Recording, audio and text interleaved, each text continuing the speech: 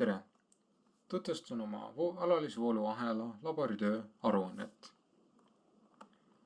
Laboritöös pidime mõõtma alalisvooluahelat multimeetritega.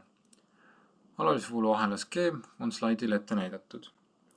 Skeemis oli allikas, mille külge oli ühendatud R1 takistus, ampermeeter ja voltmeeter, mis oli rööbiti ühendatud.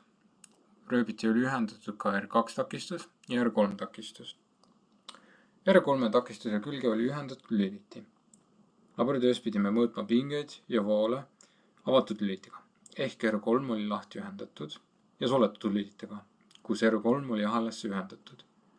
Mõlemal juhul pidime mõõtma andmeid erineva allikapingetega. Esimeses ülesandes pidime arvutama R1, R2 ja R3 takistusi, kasutades Ohmi seadust. Seda tegime erineva allikat pingetega. Kui väärtused olid teada, arvutasime nende keskmist väärtust. Teises ülesandes pidime arvutama avatud ja suletud ahela genereeritud ja tarbitud võimsust. Selleks kasutame võimsusvalemit, mis on pinge korda vool. Arvutuste kontrollimiseks kasutasime energiajäävusseadust, mis ütleb, et energia ei saa niisama kaduda ega tekkida.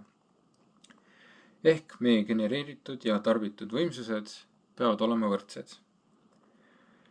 Viimases ülesandes pidime uurima, kuidas vool ja võimsus mõjuvad ahelas, kui koormustakistus muutub. Selleks võtsime aluseks allikapinge 5 volti, R1 keskmise väärtuse ning R2-3, mis muutus 0-st 10 ohmini. Slaidil näeme tulemusi. Kui R2-3 oli meil 0 ohmi, lasi see kogu voolu läbi. Ehk siis ei takistanud midagi.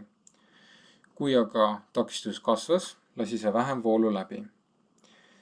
Võimsusega näeme, et võimsus algul on 0 ning seejärel kasvab see vaikselt, saavutades oma maksimaalse väärtuse, kui R2-3 suurus on enam-vähem sama suur kui R1 suurus. Seejärel kahaneb võimsus vaikselt